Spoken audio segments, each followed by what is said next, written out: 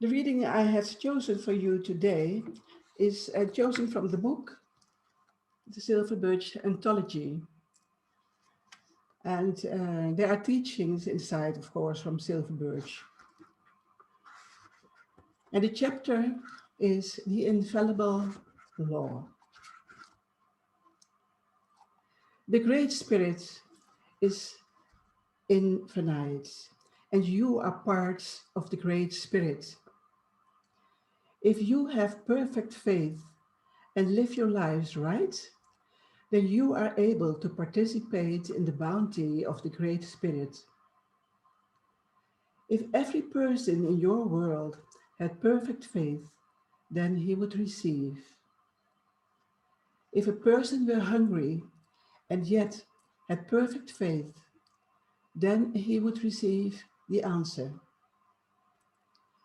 That is how the law operates. If you learn to attune yourself to the law, the results must come. If the results do not come, that only proves that you are not in tune with the law. Your history books tell you that there have been those from the lowest of the low, the poorest of the poor, who have tried the law and it has not failed them. You must not point to those who do not try it and then ask why it doesn't work. Sometimes the spirit gets crushed and cannot rise above the surrounding circumstances. But if you had perfect faith, then you could rise above all the troubles of your world.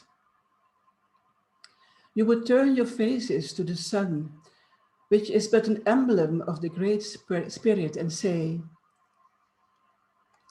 I am a part of the Great Spirit. I am indestructible. I am eternal. I am infinite. That which is finite and part of the world of matter cannot touch me. If you do that, you would not be touched. Many people start with fear in their hearts. They are afraid they will not get results, and the element of fear disturbs the vibration. Perfect love casteth out fear.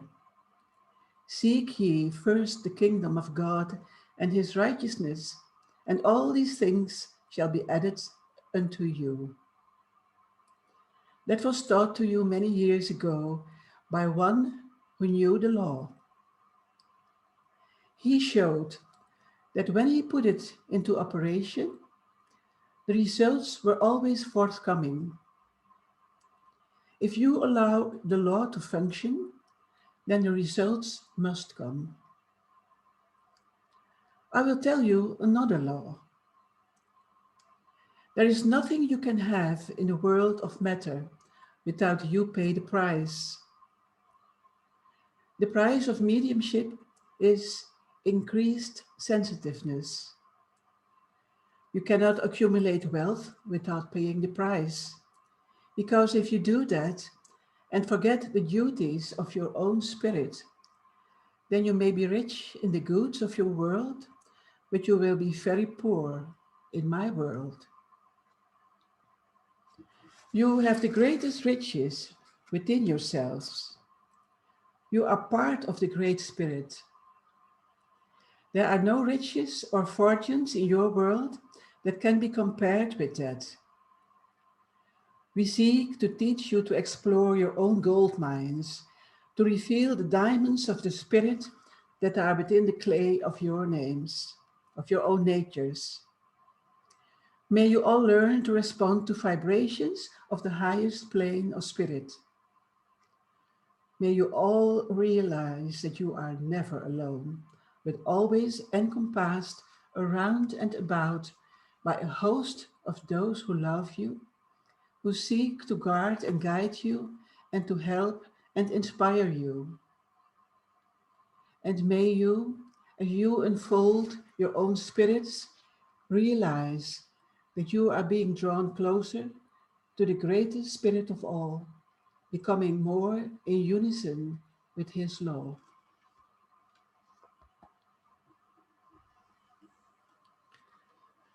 I have to tell you, ladies and gentlemen, I had my address quite prepared until this morning. When I went out for a walk, felt the wind through my hair and the cold in the air, and it was quite refreshing. I had it all prepared, and still I had to take the book of with the text, the beautiful text of Silver Birch, because I was told it was more appropriate than the other text. And the law of following one's own heart is very, very intense for me. So I started with something quite different this morning, just before this service. And I had to pick a quote, a quotation. And this is not a quotation by Silver Birch, I must tell you, but by a gentleman named Robert Muller. It is about forgiveness. To forgive is the highest, most beautiful form of love. And in return, you will receive untold peace and happiness.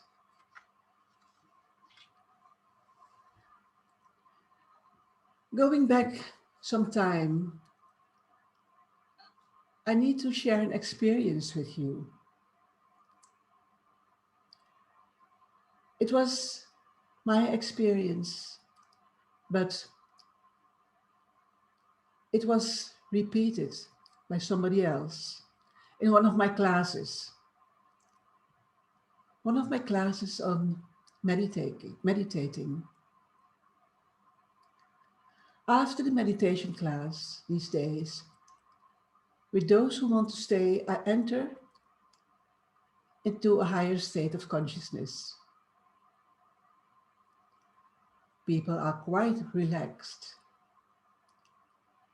and I help them, I guide them, or do I? Is it me? I have no clue. In a state of power, of connecting with spirit.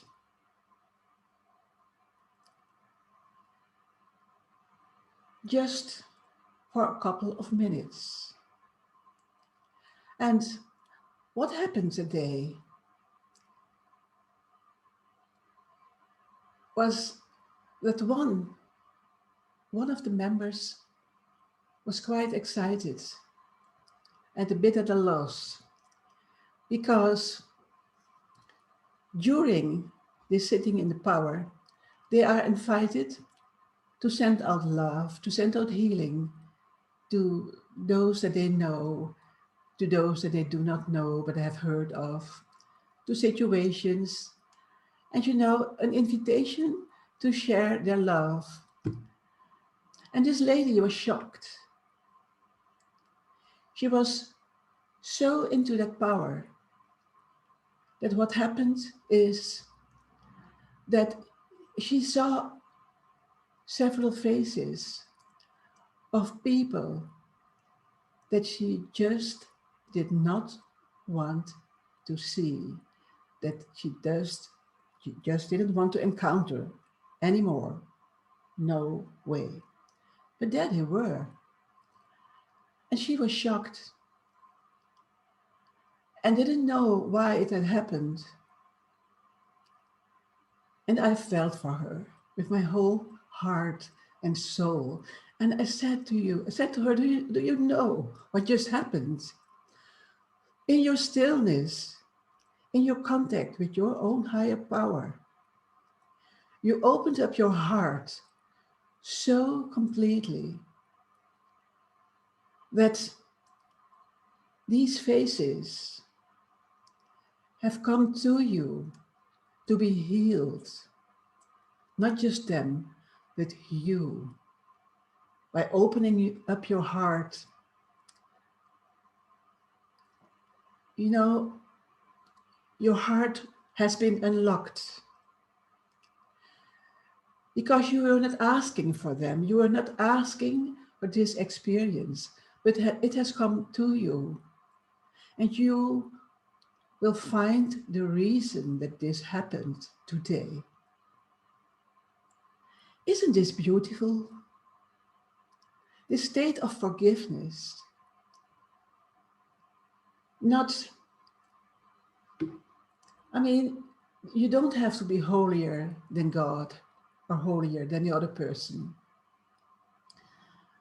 But if you block yourself, you cannot truly be yourself. There's always a part of you that in this partly locked state will wither away. And I truly believe that we are meant to flourish, to be our true selves, to find our own completeness. And if it is through meditation, if it is by contacting your higher self, your higher power, to contact those in the spirit world that want to help you, that want to gently push you forward. Maybe even God. The realization, the discovery that we are part of brotherhood, in fact. Truly, not thinking about it, not striving towards it, but you just find your own stillness, find the connection with your soul, the connection with your spirit. And then having an experience like this,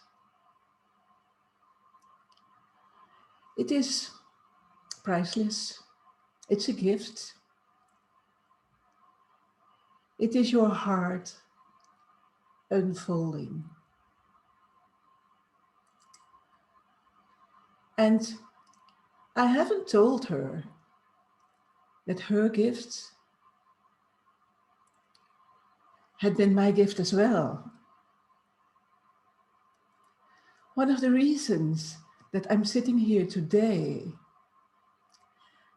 is, in fact, the need for development, the need to connect, the need to connect with a higher power. And it has been quite a journey. It has been quite a journey, and we can call it life.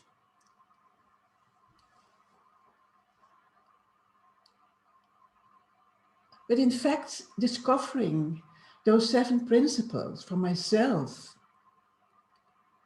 were a gift, and having the opportunity to study them,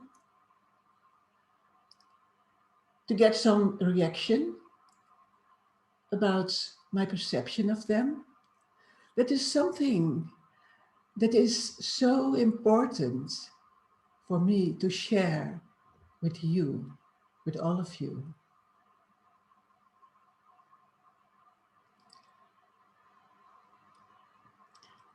And this text by Birch, it wasn't new to myself.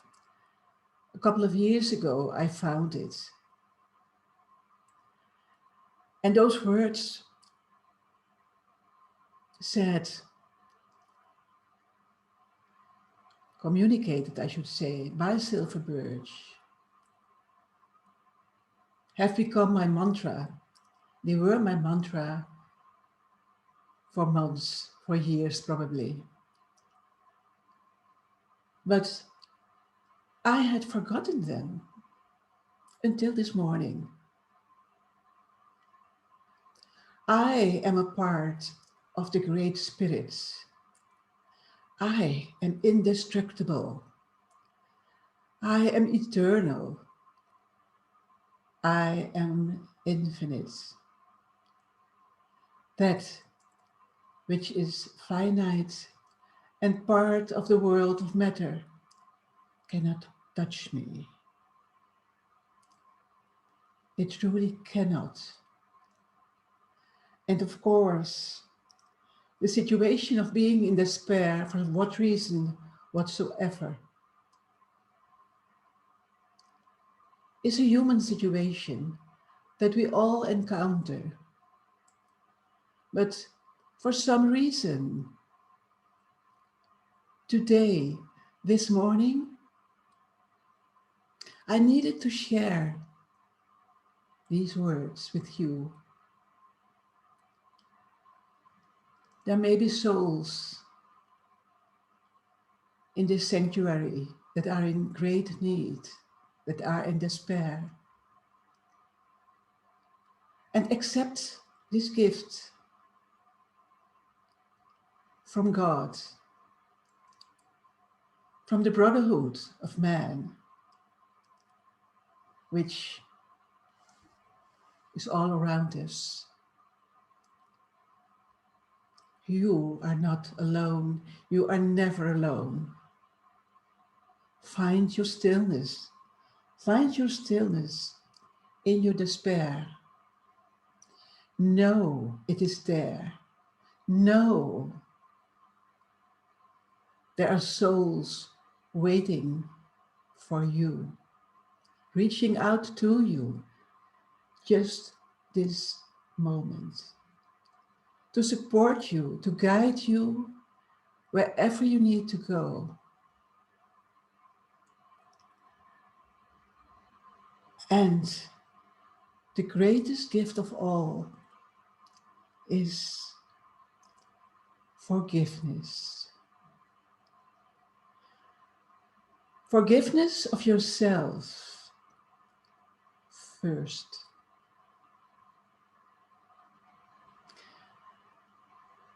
And I'm going to end my address this morning again with the words, to forgive is the highest, most beautiful form of love. And in return, you will receive untold peace and happiness. Go with God.